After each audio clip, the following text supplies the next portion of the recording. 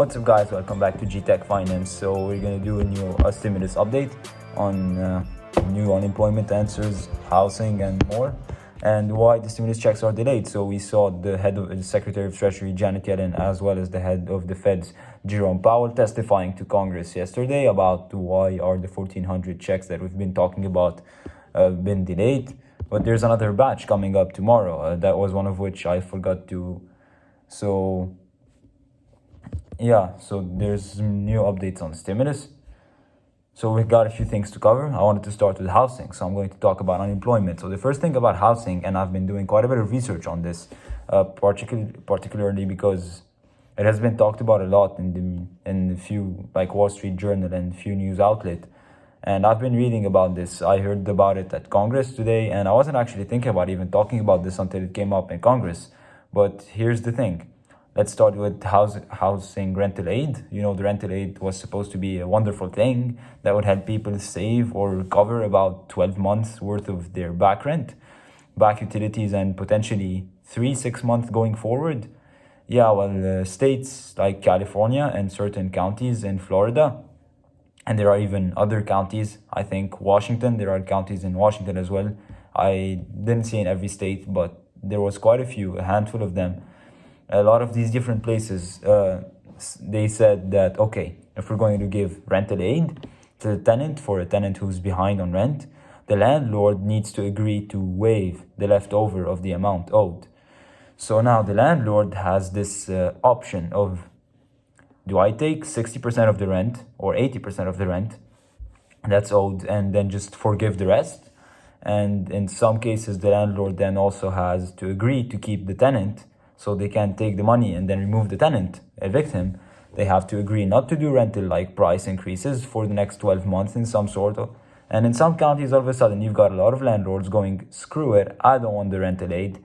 So all of a sudden, it's like, wait a minute. Congress's intention with this bill was to provide rental aid to people, to get people the money that they need because they lost their job, they're behind in rent, yet the restrictions that states are putting on landlords is that, unless landlords agree to waive 20% to 40% of that rent, nobody gets any rental aid. And it's not like the tenant just gets to 60 to 80%, doesn't even get the choice to make up the 40 to 20%. The tenant is required to agree with the state to say, okay, fine, landlord pays the 60 to 80 and the rest is waived. Now, I'm sure landlords and tenants, like in the background, could of course, talk about it, exchange the 40 extra percent could be an issue. That's what they would be signing to do, and they could potentially deem to be fraudulent of the program. So Congress did not intend this housing and rental assistance to be 60. They didn't intend for it to be 80. The rule was you get the 100 up to 100, which I guess, I don't know that the wording is actually 100. Yeah, it was up to 12 months of back rent. So the whole percentage thing and the requiring landlord to waive the money, it's kind of a problem because the landlords are it's kind of a little bit of, I don't have any tenants that are behind in rent, so I'm not affected by this rental aid thing. But as a landlord, if they need rental assistance, this tenant had been behind 12 months in rent, but he got to agree to waive 40. It's like, well, can I call up my mortgage company? I want to waive 40% of my fees. And there are two sides to it. Me personally in a situation. So it wouldn't be as big of a deal to bite the bullet right here because there are people that fortunately have what it takes to pay the mortgage, but there are others where it's going to be a big problem for them. It's a massive issue. The whole point of getting rental assistance buys $25 million and then earns $125 billion, and then another $25 billion was to have enough money for everyone, to solve the problem. And so this is a big pisser. The good, it's that's bad news right now. The good news is Maxine Waters and the other representatives at the House Financial Services and Subcommittee met today with Janet Yellen and Jerome Powell. They addressed this a little bit. They brought this up. And it's good that it's on their radar that, hey, Janet Yellen, why this is happening? Jerome Powell, why this is happening? And the representatives who passed the stimulus bill were actually pissed that this crap is happening. So in Broward County, for example, assistance programs will only pay up to 60% of the tenants, like we said, if it exceeds 1 month. That's really rubbish. And these waiver requirements are really hard, and they're requiring like financial statements from the landlord. Like, wait a minute, who said the owner had to prove their finances, where if the tenant's behind on rent, the owner's finances don't matter? So these states and counties, and this is the problem with our government, it's one of the big problems, actually not my government, I'm in Lebanon, American government, sorry. It's let's provide housing and rental relief, then it trickles down to garbage at a county level because they all interpret the rules in their own. So you have to deal with the same bullcrap in states like California. Like, the state law says one thing and the city's like, yeah, we don't want to apply this. What's the point of you don't even respect this law a lot? And it's a pisser. It's a big problem. So housing rental thing, it's a problem. Bad news. Good news is that some work is being done about it. At least they're talking about some work being done over in Congress. So let's switch on unemployment. So if you get $10,000 or $10,200 of unemployment compensation, if you got up to $10,200 in unemployment compensation in 2020, we've been waiting for how do we claim that money? It's tax-free, right? So the IRS just issued guidance. The IRS has finally provided us guidance, and this is what we've been waiting for. So don't worry, in about a week's time we should have guidance from the IRS, and that's what I used to say before. So if we are patient, now the IRS has some guidance that come out, and when I saw this, I was like, I had to make a video about it. So it's actually better than expected. Let me just give you the quick little summary. So if you already filed your 2020 tax returns, you do not need to amend your taxes.